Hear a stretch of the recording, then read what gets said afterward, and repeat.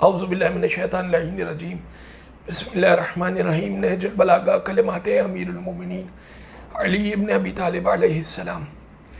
خطاب کرنے کے عنوان سے بہت ساری فقہاء کی مختلف رائے ہیں۔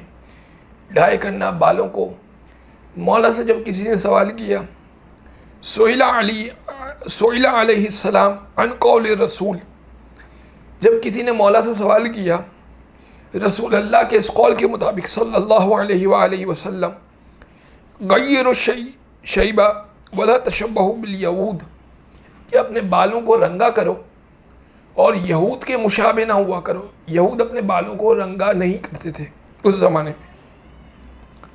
امام کہنے لگے فقال علیہ السلام انما قال صلی اللہ علیہ وآلہ وسلم ذالک والدین کل، رسول نے اس وقت یہ بات کہی تھی کہ اپنے بالوں کو رنگا کرو اور یہودیوں کی شباہت مت اختیار کرو، یہ اس وقت بات کہی تھی جب دیندار بڑے کم تھے، لیکن اب دین تو سینہ ٹیک کر جم چکا ہے۔ ہر شخص کی اپنی مرضی ہے کہ وہ اپنے بالوں کو رنگے یا نہ رنگے۔ صلی اللہ علیہ وآلہ وسلم۔